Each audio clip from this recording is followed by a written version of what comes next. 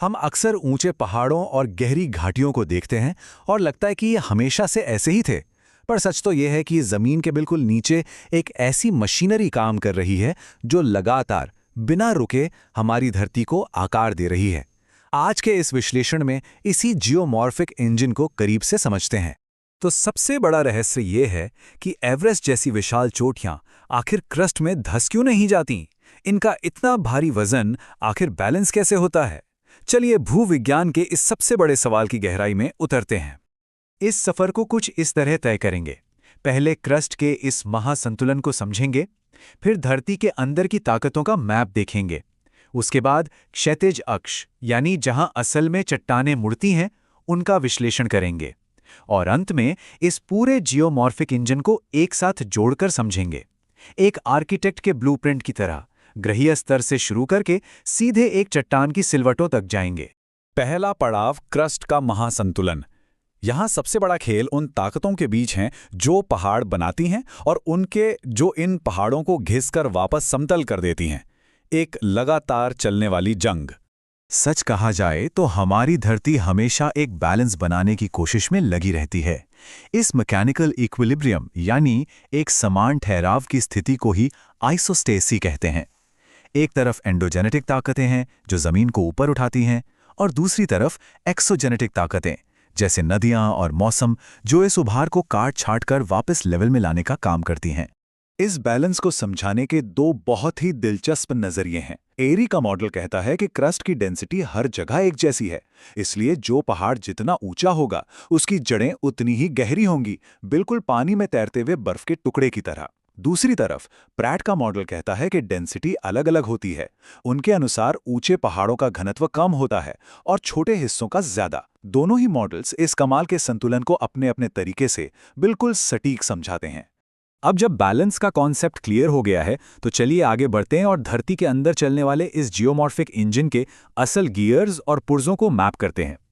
अगर धरती के अंदरूनी ताकतों यानी एंडोजेनेटिक फोर्सेस का एक चार्ट बनाया जाए तो चीजें बहुत स्पष्ट हो जाती हैं। भूकंप और ज्वालामुखी जैसे अचानक आने वाले बदलाव एक तरफ हैं और दूसरी तरफ हैं डायस्ट्रॉफिक फोर्सेस। ये वो धीमी और लंबे समय तक चलने वाली ताकतें हैं जो दरअसल लाखों सालों में महाद्वीपों और पहाड़ों को उनका आकार देती हैं। इन डायस्ट्रोफिक ताकतों को ध्यान से देखें तो दो मुख्य कैटेगरी मिलती हैं। एपेरोजेनेटिक जो जमीन के विशाल हिस्सों को धीरे धीरे ऊपर उठाती हैं, और ओरोजेनेटिक जो क्षैतिज और बहुत ही हिंसक ताकतें होती हैं। सीधे शब्दों में कहें तो एक महाद्वीप बनाता है और दूसरा पहाड़ों को कुचलता है। इस नज़ारे को थोड़ा और करीब से देखते हैं। एक तरफ क्रस्ट की परतें बिना टूटे बिल्कुल शांति से ऊपर या नीचे खिसक रही हैं, ये एपेरोजेनेटिक मूवमेंट है। पर दूसरी तरफ ओरोजेनेटिक मूवमेंट ने क्रस्ट को आपस में टकराकर बुरी तरह से सिकोड़ और मोड़ दिया है। शांतिपूर्ण उठाव और हिंसक टकराहट के बीच का यह अंतर सच में हैरान करने वाला है। असल दुनिया के उदाहरण इस थ्योरी को और भी ठोस बना देते हैं। जैसे कच्छ के रण में अल्लाह बंद या ईश्वर का टीला को ही ले लीजिए। एक भूकंप के बाद जमीन का 24 किलोमीटर लंबा हिस्सा सीधे ऊपर उठ गया। और इसका उल्टा देखिए, मुंबई के प्रिंस डॉक यार्ड में, जहां जमीन इतनी नीचे धसी कि पूरे के पूरे प्राचीन जंगल समुद्र के पानी में डूब गए। एक ही तरह की ताकत पर कितने अलग नतीजे। खैर, अब ब्लूप्रिंट के अगले हिस्से की तरफ चलते हैं और अपना पूरा ध्यान उन क्षैतिज यानी हॉरिजॉन्टल ताकतों पर लगाते हैं जिन्होंने दुनिया के सबसे जटिल और ऊबड़-खाबड़ लैंडस्केप्स बनाए हैं। यहाँ दो ताकतें सबसे अहम हैं, टेंशन और कंप्रेशन। टेंशन मतलब खिंचाव। ये क्रस्ट को विपरीत दिशाओं में खींचती है, जिससे गहरी दरारें या रिफ्ट घाटियां बनती हैं। और इसके बिल्कुल उलट है कंप्रेशन। ये एक ऐसा जबरदस्त और तीव्र धक्का है जो चट्टानों को आपस में पूरी ताकत से दबाता है और उनमें बड़ी बड़ी सिलवटें या फोल्ड्स डाल देता है। इन दोनों के असर को देखिए। जब टेंशन की वजह से चट्टानें टूटती हैं तो ब्लॉक पर्वत और घाटियां उभर आती हैं, पर जब धरती क्षैतिज रूप से सिकुड़ती है और आपस में भिड़ती है तो चट्टानों में बेहद जटिल मोड़ आ जाते हैं। बिल्कुल वैसे ही जैसे किसी गद्दे को दोनों तरफ से दबाने पर उसमें गहरी झुर्रियां पड़ जाती हैं।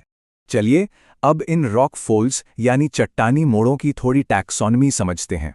ये एक तरह से पहाड़ों के बीच जाकर इन मोड़ों को पहचानने की एक छोटी सी फील्ड गाइड होगी। कोई भी मोड़ कितना भी पेचीदा क्यों ना हो, उसकी शुरुआत इन्हीं दो आकृतियों से होती है। ऊपर की तरफ उठने वाले हिस्से को एंटीक्लाइन कहते हैं और जो हिस्सा नीचे की तरफ झुककर गर्त बनाता है उसको सिंक्लाइन कहते हैं। एक लहर को इमेजिन कीजिए, ये बिल्कुल वही चीज है। अगर थोड़ा दूर से पूरे नज़ारे को देखें तो ऐसा लगता है जैसे धरती पर लहरों के ऊपर लहरें चल रही हों। छोटे मोड़ आपस में मिलकर विशाल आकृतियां बनाते हैं। पंखे जैसी फैली हुई इन विशाल संरचनाओं को सिंक्लिनोरियम कहते हैं और जो कई किलोमीटर लंबे विशाल गुंबद बनते हैं उन्हें एंटीक्लिनोरियम। इनका आकार सच में रोंगटे खड़े कर देने वाला होता है। इस जानकारी का उपयोग करके कोई भी आसानी से मोड़ों के प्रकार बता सकता है। जैसे अगर दोनों तरफ से बराबर प्रेशर पड़ता है तो स्विट्जरलैंड के जूरा पहाड़ों जैसे सिमेट्रिकल फोल्ड्स बनते हैं, और अगर दबाव सिर्फ एक तरफ से हो तो ऑस्ट्रेलिया की ग्रेट डिवाइडिंग रेंज जैसे मोनोक्लाइनल फोल्ड्स देखने को मिलते हैं, जो बिल्कुल एक विशाल सीढ़ी की तरह लगते हैं। पर बात यहां रुकती नहीं।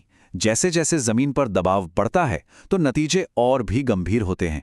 कश्मीर के पीर पंजाल को ही ले लीजिए, वहां ओवरफोल्ड दिखता है जिसमें मोड़ का एक हिस्सा पूरी तरह आगे की तरफ ढकेल दिया गया है। या फिर आइसोक्लाइनल फोल्ड, जहां लाखों सालों के लगातार दबाव के कारण चट्टानें एक ही दिशा में पूरी तरह झुक चुकी हैं। और ये कंप्रेशन की बिल्कुल आखिरी हद है, जब दबाव इतना खतरनाक होता है कि चट्टान की परतें पूरी तरह अपनी ही साइड पर गिर जाती हैं, तो उसको रिकम्बेंट फोल्ड कहते हैं।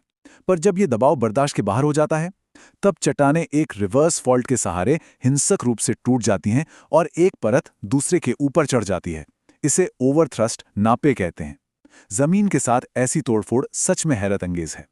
अब आखिरी हिस्से पर आते हैं, जियोमॉर्फिक इंजन का सारांश। इन सभी अलग अलग टुकड़ों को एक साथ रखने पर समझ आता है कि हमारी धरती की आंतरिक मशीनरी दरअसल कैसे काम करती है। ये सिस्टम कभी नहीं रुकता, हमेशा चलता रहता है। सिंघभूम, एंटीक्लिनोरियम जैसे परिदृश्य ये दिखाते हैं कि कैसे ये विभिन्न मोड़ बड़े पैमाने पर ऐसे विशाल लहरदार क्षेत्रों का निर्माण करते हैं जो पूरी तरह से प्राचीन संपीड़ित घटनाओं से बने हैं। इस क्रॉस सेक्शन को देखकर ऐसे लगता है जैसे किसी हिंसक गतिविधि के बीच में जमीन का एक बड़ा हिस्सा अचानक फ्रीज हो गया हो।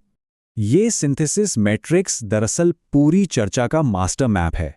ये साफ दिखाता है कि कैसे टेंशन और अत्यधिक संपीड़न जैसी ताकतें सीधे फॉल्टिंग और मोड़ों में बदल जाती हैं और अंततः हिमालय या ब्लॉक पर्वत जैसी शानदार संरचनाएं हमारे आगे खड़ी कर देती हैं। ये सब एक ही महाकाय इंजन के अलग अलग हिस्से हैं। तो इन सब के बाद एक बड़ा दिलचस्प सवाल उठता है। अगर हर पहाड़, हर घाटी और महाद्वीप धरती की एक बैलेंस खोजने की कोशिश का ही नतीजा है, तो आज इस वक्त हमारे पैरों के ठीक नीचे ऐसी कौन सी और छिपी हुई ताकतें चल रही हैं जो जमीन का नया आकार गढ़ रही हैं? जमीन शांत नहीं है। ये जियोमॉर्फिक इंजन आज भी बिल्कुल वैसे ही काम कर रहा है, बिना आवाज किए, और आने वाले लाखों सालों का नक्शा अभी से तैयार कर रहा है।